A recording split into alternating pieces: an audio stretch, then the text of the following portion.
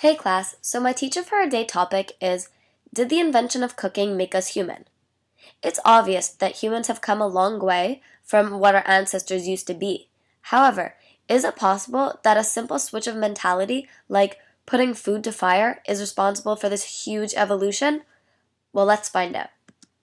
After excessive research, we have found that our first truly human ancestors were the Homo erectus, which originated 1.8 million years ago.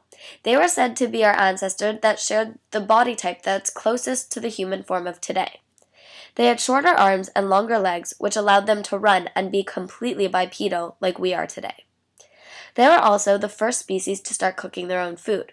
Scientists believe that these ancestors were too barbaric to have thought up cooking their own food by themselves, which leads most scientists to believe that the discovery of cooking was actually an accident. One Homo erectus probably dropped meat into the fire and was barbaric enough to eat it again afterwards. He probably then realized that this food that was cooked was tastier than the raw food that they were eating before. For the discovery of cooking to be responsible for us becoming human, it has to have changed more than one aspect of our lives. Well, it firstly changed our physical structure, because the food we were eating was no longer raw and was now easier to chew. This being said, we no longer needed teeth or big jaws that were strong and hard.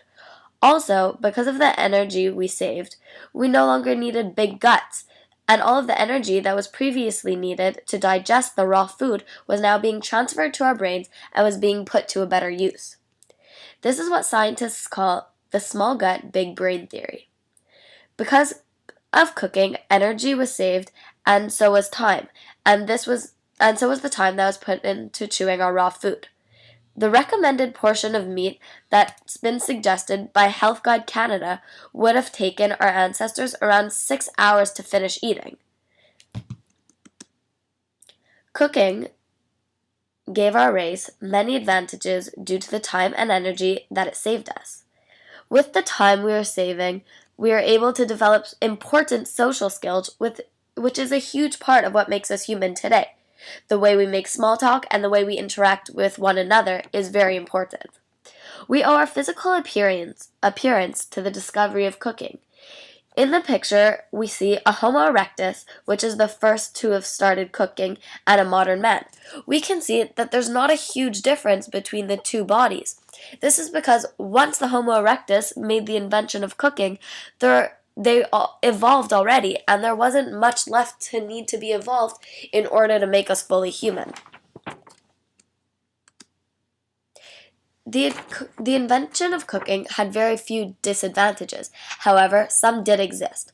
Because we adapted our diet and cooked our foods, we didn't feel the need to gather greens and berries to eat because we believed that cooking meat was a better alternative. When in fact, this was a very unhealthy diet. We were now overdosing on protein, which can't be good for our bodies. Also, because we lost this hunter-gatherer mentality, we stopped roaming for hours to find food over a large, vast area of land. Back then, this was their form of exercise, so once they stopped doing that, all the protein they were eating started weighing down their bodies, and it wasn't good for them. Today, there are even more factors that play a role in why we don't exercise as much as we should. Finally, to wrap up my teacher for a day, the biggest way that cooking changed us and led us onto the right path to becoming human is due to the energy it saved us. The energy it saved us was really detrimental to how we evolved into becoming human. The conserved energy was responsible for our larger and more developed brains, the time that we are saving, and eventually how our bodies would adapt and transform into becoming how they are today. So finally, what I'm trying to say is that energy is really the key to our humanity.